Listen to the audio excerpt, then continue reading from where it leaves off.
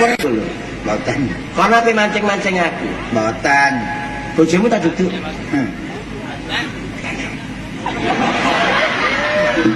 Kon bojone telepon tak duduk. Nggih. Bojone tak duduk. Nggih, Mas Pak. Njaluk tak serape jen tak apa. Nggih sepunten nek. Kon mancing-mancing aku tak ya apa? Mboten. Wong wedok mbok sing rene cak aku kebimbang lho tak karepmu. Mboten. Kon ngerti nek aku pernah tahun gak gelem rabi. Nggih. Kok pakakno iki. Mboten. Akon-akon bojomu supaya anak wedok mlebu nang omahku lho ta. Mboten kula nggih pun ngerti kok sampean mboten sampe seneng wong wedok. Pas sama aku jar karo iki. Aja ngono kan. Sing aku kan. Masa aku ki gak rabi, isin aku.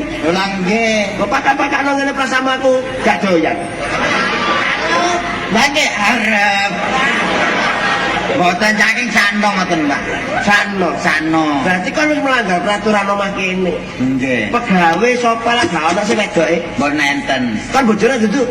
Dese. Tak duduk bojone sih kan. Senes, Pak. Apa maksudmu?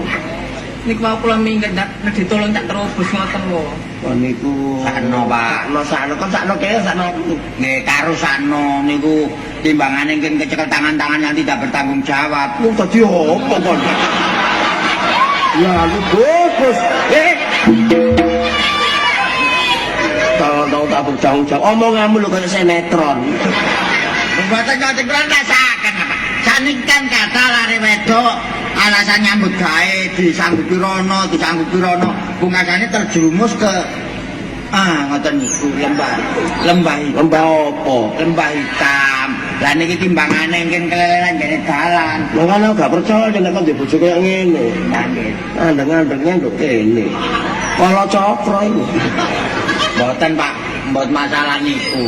Saken, Pak. Ya ngene sarene kene aku umum omahku gak tau klebon wedok. Ya aku ajenono.